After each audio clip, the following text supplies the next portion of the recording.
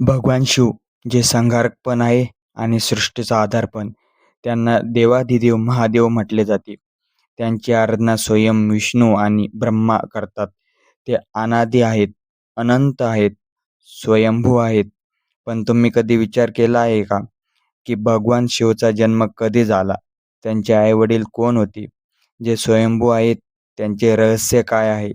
आज आपण या व्हिडिओमध्ये बघणार आहोत. शिवपुराण कथानुसार भगवान स्वयंभू आहेत, ज्याचा अर्थ आहे की त्यांचा जन्म स्वतः झाला होता. याचा अर्थ भगवान शिवचे कोणी आईवडील नाही. ते सृष्टीच्या आधी पण होते आणि नंतर पण असणार. कारण ती पंचतत्वाच्या पलीकडे आहेत, काळाचे स्वामी आहेत. पण जर शिवजीचा जन्म झालाच नाही, तर प्रकट झाले कसे? तर वेगवेगळ्या पौराणिक कथा आहेत. विष्णू पुराणानुसार भगवान विष्णूच्या मस्तकी तेज प्रकाशातून प्रकट झाले. असे म्हणतात, जेव्हा सृष्टीची निर्मिती झाली नव्हती, तेव्हा संपूर्ण ब्रह्मांडमध्ये पाणीच पाणी होते. त्यावेळेस भगवान विष्णूच शेषनागावर निद्रा अवस्थेत होते. जेव्हा त्यांच्या माथ्यावर तेज प्रकाश प्रकट झाला, तेव्हा शिवचा जन्म झाला.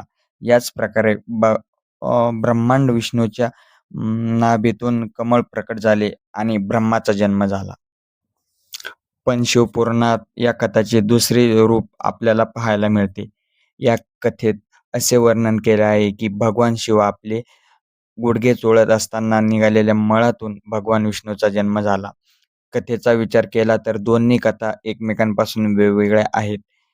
या कथा व्यतिरिक्त अजून एक वेगळी कथा आहे, जी फार प्रचलित आहे, जी आपल्याला दादा परदादाकडून ऐकायला मिळते. तर पुढची कहाणी आणि अशाच नवनवीन कहाणी ऐकण्यासाठी माझ्या चॅनलला सबस्क्राईब करा, लाईक करा, शेअर करा, कमेंट करा. राधे राधे.